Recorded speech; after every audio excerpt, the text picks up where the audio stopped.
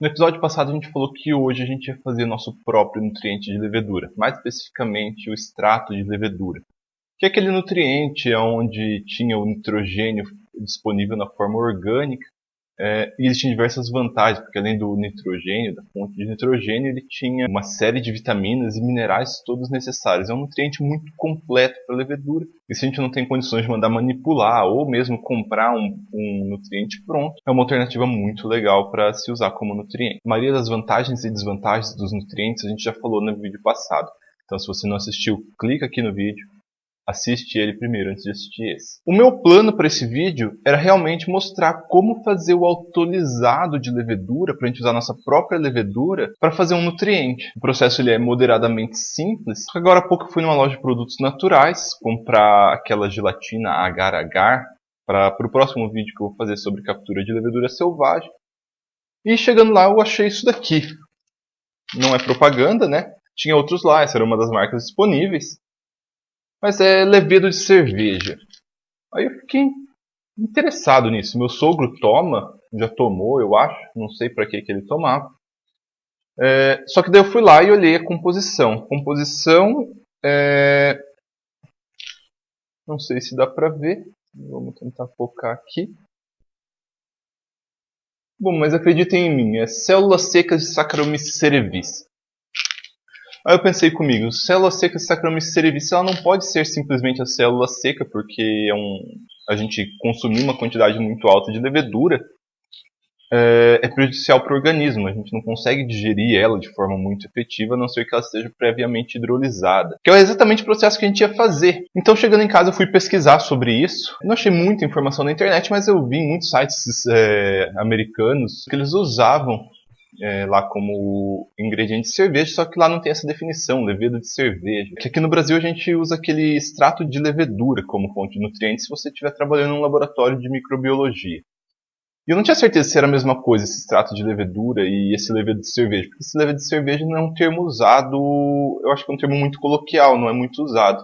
Mas no fim é praticamente a mesma coisa. Eu acabei ligando lá na empresa, vou colocar o filme aqui agora, só que eu sou uma anta, eu falei vou pôr no Viva Voz, só que eu esqueci que o telefone fixo ele não tem Viva Voz. E eu tava gravando com o celular. Bom dia. Oi, meu nome é Jamal, eu liguei porque eu tenho uma dúvida no produto de vocês e me repassaram para você, sobre o levedo de cerveja. Não sei se vai poder me ajudar, mas eu queria usar ele como fonte de nutriente para a levedura. Eu só precisava saber se na produção dele, a levedura que é usada na produção dele é hidrolisada, autolisada, alguma coisa assim. Ela é hidrolisada? E a composição dele é só a levedura mesmo, só a levedura hidrolisada. Ah, então tá bom, obrigado. Então. Deixa eu só perguntar uma coisa, eu procurei, não achei, não tem alguma tabela com uma composição um pouco mais detalhada dele? Eu perguntei como que era o processo de produção desse levedo de cerveja. Eles falaram que pegavam Saccharomyces cerevisiae mesmo e faziam hidrólise ácida dela, que é exatamente um dos processos que existe para a produção do extrato de levedura. Então, como o valor disso daqui é bem baixo, custou R$13 esse pote com... Ele não fala quantos gramas tem, mas eu pensei comigo mesmo, não compensa nem fazer esse vídeo falando sobre isso, porque não vale a pena o trabalho. Eu ia fazer a partir de um fermento de pão, que tinha 125 gramas de fermento de pão, que custou R$6 mais ou menos. Então quase o preço do fermento já hidrolisado ali. Como eu não faço pão, não sei o que fazer com isso. Vamos focar nisso. Se você quiser saber sobre o processo, eu vou falar ele bem rápido aqui, vou deixar alguns artigos aqui embaixo, linkados, que são os artigos que eu me baseei para fazer o processo de quebra da parede celular por autólise induzida. O processo ele é bem simples. Você vai pegar a sua fonte de levedura, que pode ser o fermento de pão, pode ser a levedura que ficou lá no seu fermentador e decantou, que esse era um dos objetivos, não gastar muito com isso.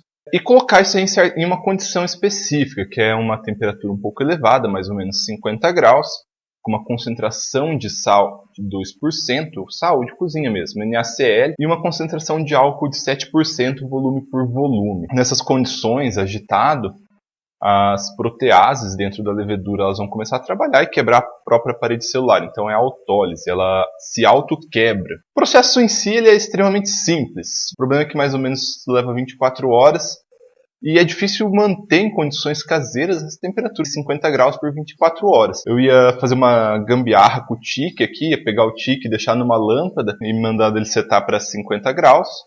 aí ele ia controlar essa temperatura. Mas eu acho muito difícil que alguém, além de mim, tivesse esse empenho de fazer tudo isso. E eu só ia ter esse empenho para gravar o vídeo mesmo. A partir disso, sai muito mais barato. Vou fazer uma pequena comparação aqui com o que o equivalente da Fermentes, que a Fermentes vende, fala. A Fermentes e a Lallemand, elas têm uma linha de nutrientes à base de DAP, nutrientes inorgânicos, ou nutrientes à base de levedura, nutrientes orgânicos. E mistura dos dois também.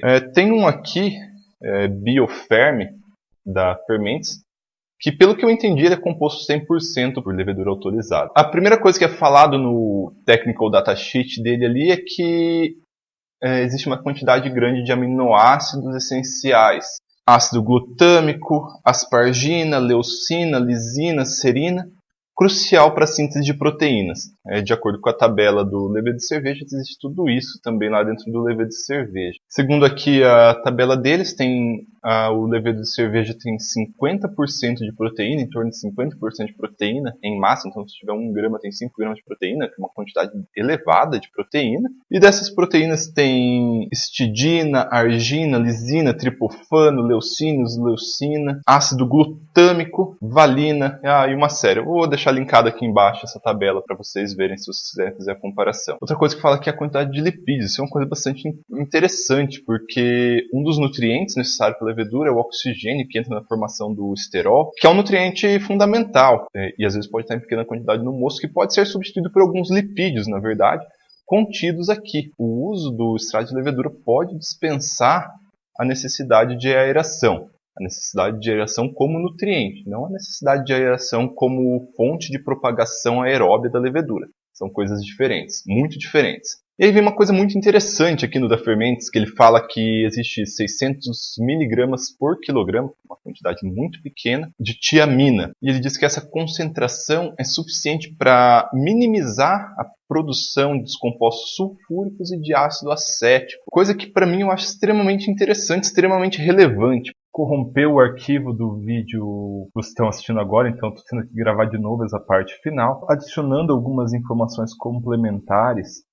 Esse hidrolisado de levedura que a gente vai utilizar é o hidrolisado completo de levedura, porque quando você faz o hidrolisado de levedura, você sai com duas coisas. Uma são os elementos insolúveis, que eles têm uma grande quantidade de proteína, grande quantidade de nitrogênio, e outros são os elementos solúveis, que têm vitamina e tudo mais. Esse levedura de cerveja ele compreende as duas coisas, a parte solúvel e a parte insolúvel, e também completa. E a dosagem recomendada desse tipo de nutriente geralmente está em torno de 20 a 25 gramas por alolitro. Então 20 a 25 gramas por 100 litros ou ainda 5 gramas para cada 20 litros. Eles devem ser colocados, depende do seu objetivo, né? Mas geralmente na fermentação ou na propagação, logo antes de iniciar. Nesse caso aqui que ele está compactado, eu sugeriria talvez até fazer a maceração para ter uma diluição facilitada. Então 20 a 25 gramas por 100 litros. Então foi isso o vídeo de hoje, pessoal. Como utilizar uma fonte barata de nutriente, porque uma coisa que me irrita muito é que todas as coisas feitas com cerveja aqui no Brasil, feitas para cerveja ou para qualquer atividade específica, são muito caras. É tudo superfaturado. E eu não sou nenhum especialista em nutrição de levedura.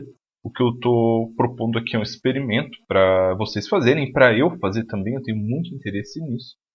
E se vocês chegarem a utilizar isso, então, tiverem uma forma de comparar com outras coisas que vocês já fizeram e quiserem deixar aqui embaixo as experiências, se foi possível notar alguma diferença na fermentação, na velocidade de fermentação, na qualidade do produto final, vai ser muito interessante, porque, mais uma vez, isso é um experimento. Eu tenho bastante, tenho 250 cápsulas ali, que deve dar uns 150 gramas. Dá para eu usar para um punhado de fermentação aí. Então eu vou fazer os meus testes, eu vou postar aqui no vlog, principalmente quando eu separar o mesmo osso em 2 fermentadores, e vou manter atualizado sobre esse experimento. Pode demorar um pouco, né, porque tudo que envolve cerveja demora, mas é isso aí.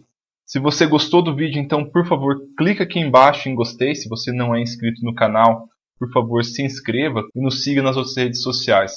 Beleza, pessoal? Muito obrigado e até semana que vem.